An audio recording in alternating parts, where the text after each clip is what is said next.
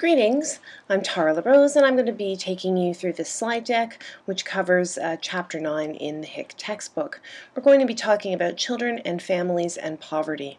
We're going to be considering the causes of poverty and some of the remedies and solutions to child and family poverty as they relate to the theoretical perspectives we're considering in the Intro to Social Welfare course. Child poverty is a serious issue in Canadian society. Children who experience poverty are growing up in homes where their parents are poor. There's a very close relationship between child poverty and the poverty of families in Canadian society. In spite of many efforts made by various levels of government to develop programs and make promises to eliminate or eradicate child poverty, we have not succeeded in doing this. So today we're going to talk a little bit more about the kinds of policies and programs that are built into the Canadian welfare system in order to try and minimize or improve children and their families' experiences of poverty. We know that about 14.5, let's round it up and say 15% of children in Canada experience poverty. We know that this statistic is even higher for Aboriginal kids because we know Aboriginal people in Canada are far more likely to be poor. There are a variety of different income security programs that exist for kids and for their families indirectly because of their status as families with children, and that in some cases these are provided as monetary benefits.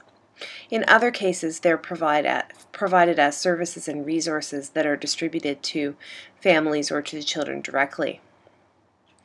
Most of the time, these kinds of programs relate to the tax system, but there are some circumstances under which a family might receive direct resources in order to support a child within that family. While eradicating poverty, in particular child poverty, may very well be one of the goals expressed by government, we know that the development of social welfare policies and programs isn't always about the single issue that is related or closely related or advertised as the reason why government is creating a particular social program or policy. We know that in the case of child and family poverty, or benefits that are paid to children to keep them out of poverty or to improve their standard of living, may be said to be 100% about the child. But we also know that the government is investing in these resources in order to, guarantee a better outcome in the future. We also know that the government has the capacity to do things like control people's behavior based on particular social welfare policies or programs that are implemented. And so in this case, we know, for example, that we might encourage people to have more children if we provide benefits to support them when they're having children in the first place. So the policies that the government puts in place are definitely about child and family poverty, but they may have other hidden agendas which we have to think about carefully and analyze in order to detect. We know that there's a very close relationship between socioeconomic status, or children's wealth, and their experience of health. Poorer kids experience more negative health outcomes. We're so confident about this relationship that global organizations like the World Health Organization have adopted this understanding and used it to shape many of their policies and programs based on other kinds of theoretical understandings or perspectives, like those of the population health approach.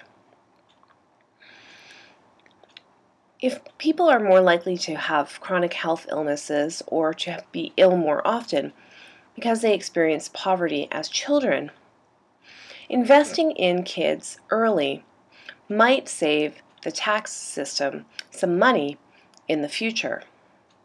And so part of our knowing about this problem of child poverty is partly about developing the evidence necessary to implement the kinds of programs we want to. One example of a program that was designed to eliminate child poverty but hasn't succeeded in doing so as of yet is Campaign 2000.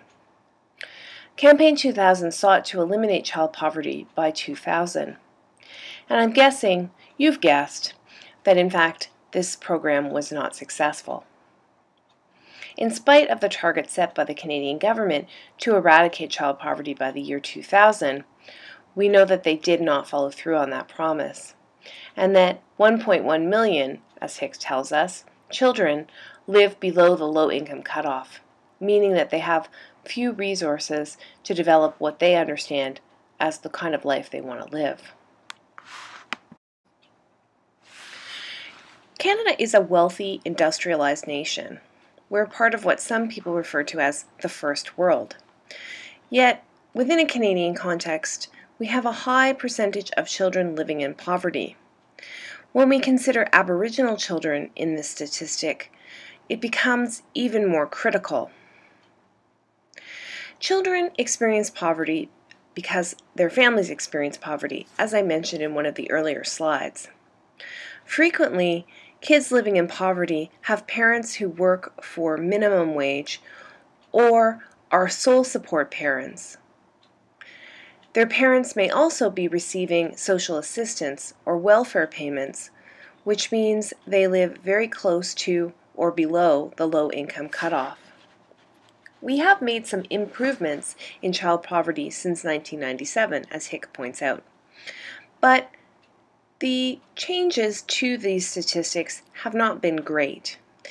And it would be interesting to consider as well how the poverty gap would inform our understanding of the changes. Have children moved far above the low-income cutoff, or have they moved only slightly above the low-income cutoff, meaning that their lived experience of the change is minimal? Tax programs to support kids have definitely made a difference. But again, it's a kind of tinkering to move kids out of one category and into another, rather than a fundamental change that means kids and their families are living a better life. Governments have the capacity to change the experience of child poverty or to change the statistics on child poverty through either direct or indirect means.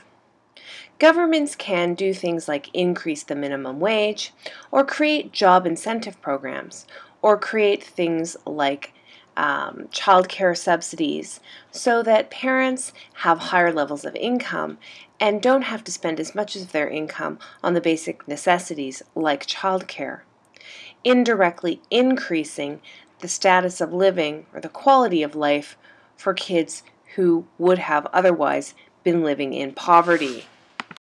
As I mentioned earlier, government policies can certainly focus on resolving a particular issue, like, say, child poverty, but there's often a hidden agenda or a hidden curriculum to the policies and programs that governments implement. By changing or stimulating different aspects of the social world, changes can be experienced by people who are seen to be in high-risk groups. In this case, we're talking about child poverty. We know that when low-income families are given extra income, they spend the income on things that they need. They might buy more diapers. They might buy more food. They might take the bus instead of walking. And so injecting cash payment into the hands of someone who's living in poverty and supporting children is really a kind of way of injecting money into the economy, because it's unlikely that these families will save or invest that money. Some people argue that providing social welfare infrastructure, social welfare resources to families is an important acknowledgement of the role of families in Canadian society. Families are, after all, the primary source of caregiving, and they're also the primary source of future workers and future consumers. And this is important to the continued success of Canadian society. The Canadian government has a long history of recognizing the important role of families and parents in Canadian society. And we can certainly see here that child benefits have been something that governments have to have committed to for a very long time. First of all, the governments have elected to use tax-based programs or tax rebates or tax exemptions to provide those kinds of supports to parents. Similarly, acknowledgement of women's role as sometimes single parents because of potentially divorce or other marital stress, but more honorably, a loss of a husband due to death or chronic illness, or because of his bad behavior, meant that the Canadian government was open to the potential of providing mother's allowance support to women who were parenting without a partner. And of course, when I say that, I mean a heterosexual partner, as same-sex marriage would not have even registered on the policy map at that point in time. There's very little stigma when governments provide benefits to children, in part because children are seen as vulnerable and not responsible for the social conditions that they may live in.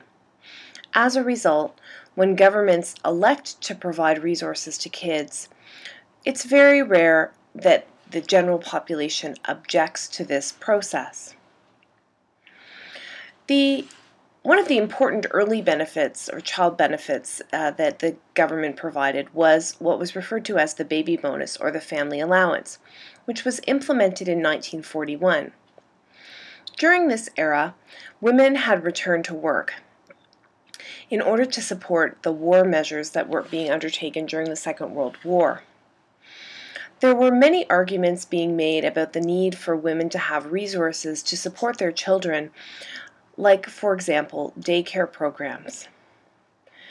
There were also arguments waged at this time about the need to develop ways to recognize women's work in the family as important work in order to support women who elected to remain at home.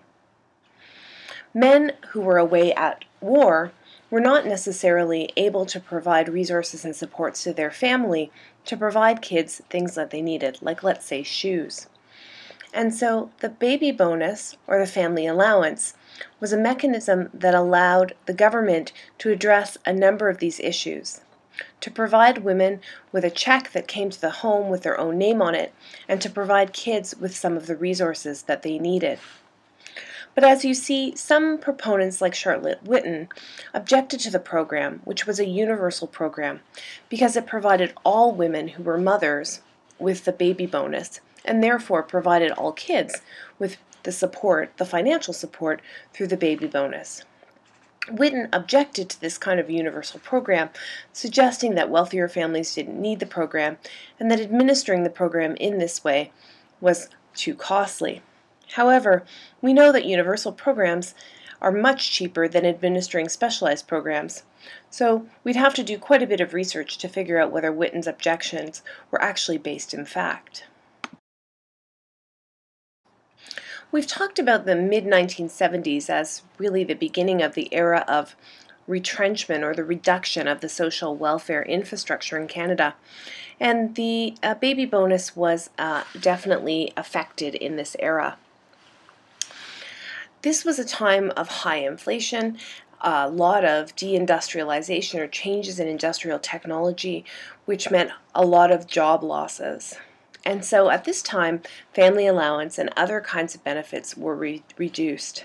And new tax incentives were introduced to provide families with some reimbursement.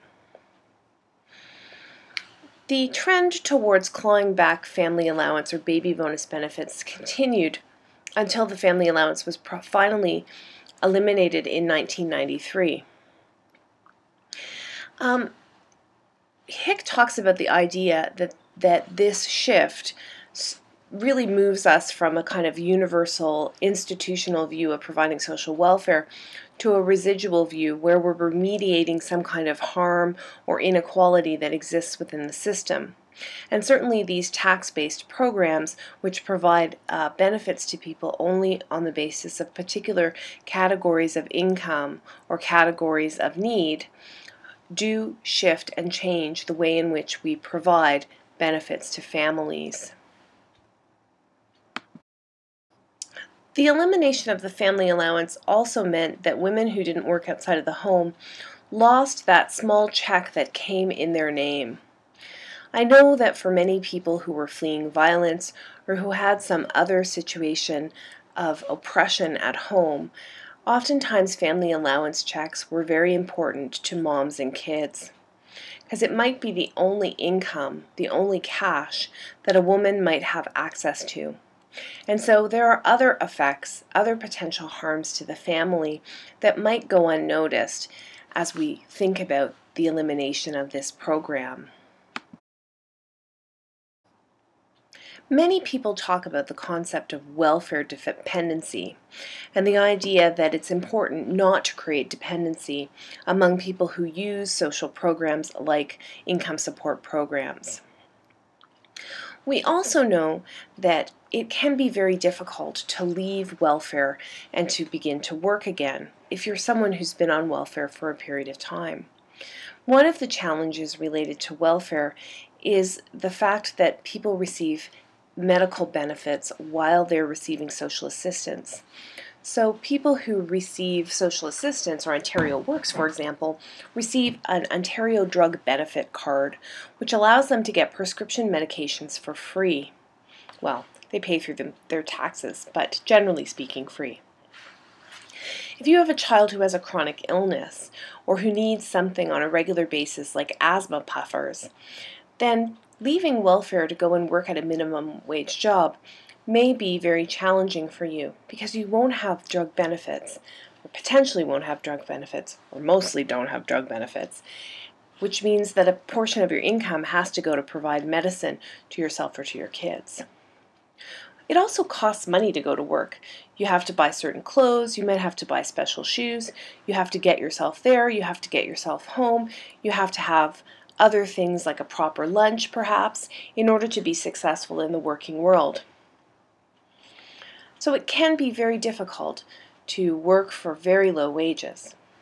The child tax benefit is an incentive that was introduced for poor working families in order to provide them with some additional income in order to make going back to work worthwhile. It's a bit of a tricky benefit though, because it links parents who work with the benefit as opposed to workers with the benefit. So it actually encourages people who have kids to go back to work. Some people argue that this approach devalues the work of family life. Caring for kids, looking after the home, is work. It's just not work that's necessarily recognized within the paid labor force. The federal government has continued to tinker with and implement new child tax benefits. Low birth rates are associated with the introduction of these benefits.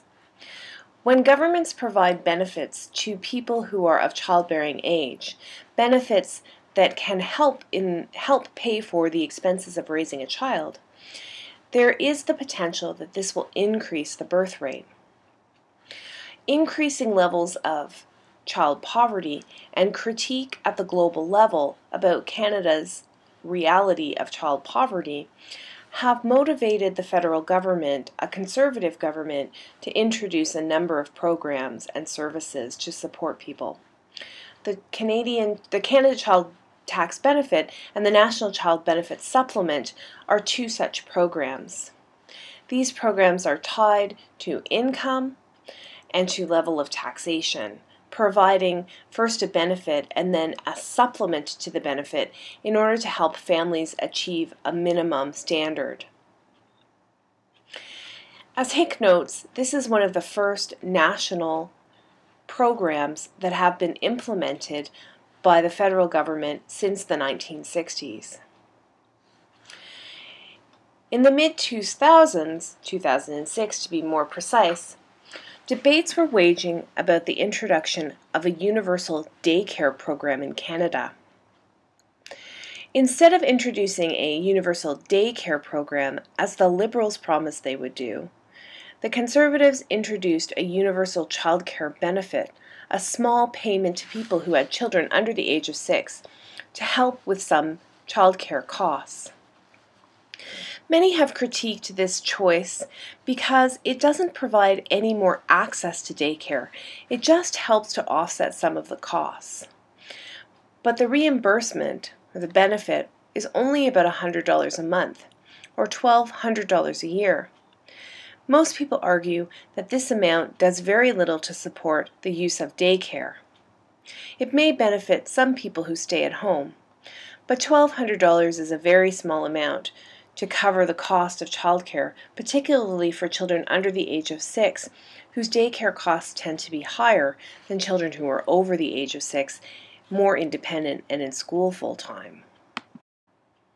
As a national program, the Canada Child Tax Benefit is a portable program that families can move with them from place to place.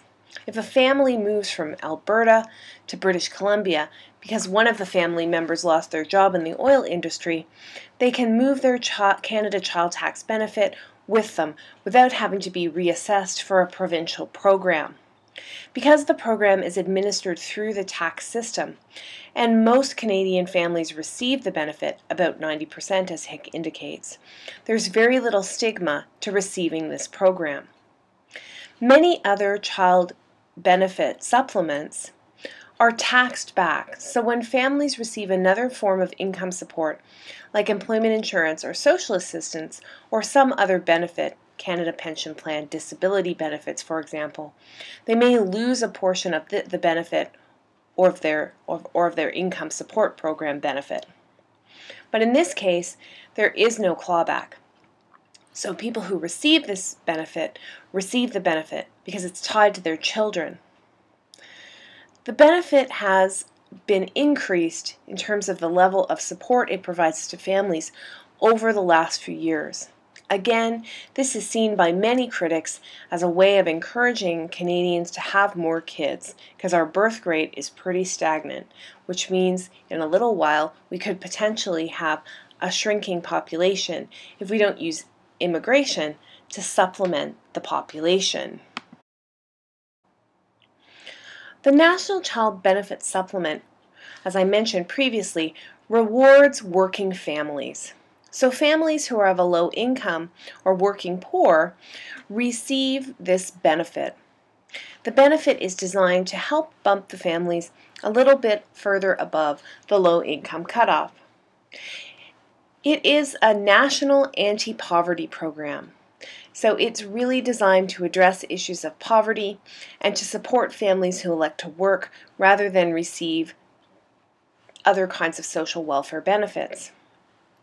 Again, it's administered through the tax system, which means that there is no need for people to fill out extra forms or engage in a specialized assessment. It's something that happens automatically, which makes it an easy program to administrate and an easy program for people who are receiving the benefit. It's indexed to minimum levels of income, so as the economy shrinks and grows, the benefits paid to families can change in accordance. Values and ideologies shape the way we respond to child poverty and to the needs of families within Canadian society. Some people believe, coming from a conservative orientation, that really parents ought to look out for their own kids and be responsible for their kids' well-being. It's a you brought them, you dance with them kind of a situation. Many people believe that the government isn't in the business of parenting, and so there's no need for the government to provide resources or supports to help people parent. But we also know that investing in kids is like investing in the future. And so when you provide resources to kids when they're young and needy, there's the potential that you won't have to provide other resources later on. Now, some people argue that that may, to some degree, be untrue. So I guess you'll have to do the research, and I guess you'll have to decide what makes sense to you.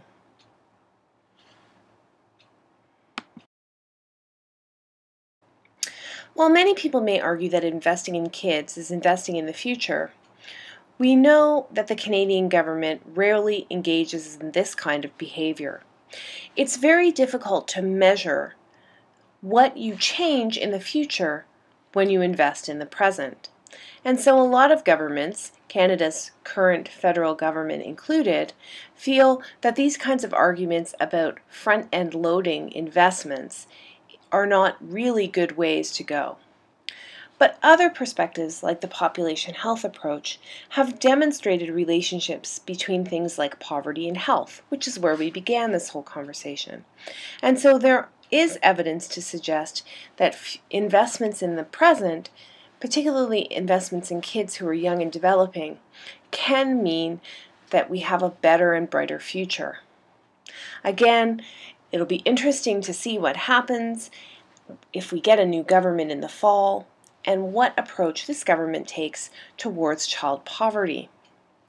As someone who's going into the field of social work or into the field of psychology or sociology, you will have to make your own decisions about how you understand these things if you choose to study children and families or to work with children and families in the future. This is the end of the video lecture for this chapter, Chapter 9. I hope it was of some benefit to you, and I will hear you, see you, or you will see me and hear me. Well, you won't really see me, but you'll hear me in the next video lecture